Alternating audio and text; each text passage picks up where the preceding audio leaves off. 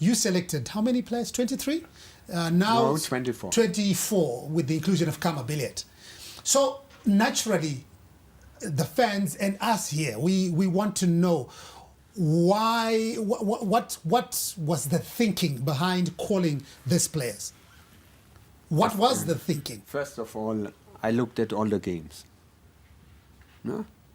The international players, in the national team, I phoned around 25 international players from outside. When I take 2 or 3 retired into it, which I wanted to find out what went wrong, if they're still interested. I really phoned them all. That was a hell of a lot of work. Yeah? I really watched the videos. It prepared me even for the interviews in a way like I would play against Zimbabwe. You know? So I had to really look who is really skilled. Then you take those out who are injured. Some players are injured, yeah, like Divan Lunga is injured. You cannot select. Yeah? So then you look at the position, which position they play. When you put all the players you have, international, local, on position, you will have a lot of number 9s. You cannot go with 5 number 9s in an international game. That's impossible. So you try to balance each position that you might have maybe 2 players on each position. That was basically the thinking, who could fit to each other. We had a very motivated striker. I can tell you in England he has currently no club.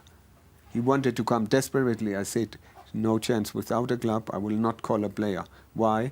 Because if you will never go without a club, 100% in a challenge, because if you get injured, you are half a year unemployed. And on the top of that, it's not correct. It cannot be. When something happens, a player must play in football.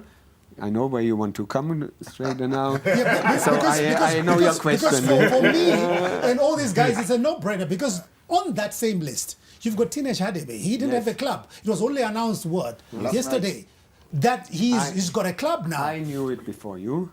Yeah, okay, but I didn't tell you. Because you spoke. No. Michael, that was not. I knew it first. Michael, because you were talking to him. Yes. But in terms of training and all that, how different is he from a player who you are talking about, who's in England? I explain it to you. Teenage Hadebe, when you look at the whole squad, I think he's the most capped player. Number 1. Most capped, 40 times or so. That shows some loyalty and commitment over a long period of time. Something you need to appreciate. Second, he's a left-footed defender. Very good. Yeah? You always need this type of players. You don't have. He is, how can I say, even as a defender, I think, the second best goal scorer in the squad. So you cannot put him compared to someone who just started to play in the national team. He is an established figure over a long period of time who, in the last month, I admit, couldn't excel to the level he should have or could have. He knows that very well by himself. Maybe that situation with unclear club didn't help him to focus on his task at hand. But he has, I knew it before you, 100%. I knew it, I was the first when he had the club, because I made it crystal clear. If you have no club until that time, I will not call you. That was clear. Second, if your club, they didn't need to release him, you know. If your club doesn't release you, I don't need to think about. Yes? And third, he must accept the role he has now in the team in that situation where he is. He is not at 100%, for sure not. But I'm pretty sure if we need him to throw him in the fire, he can help us maybe for 30, 40 minutes or whatsoever, or injury. I'm pretty sure. So he accepted all that. I spoke even to his agent. I made it crystal clear.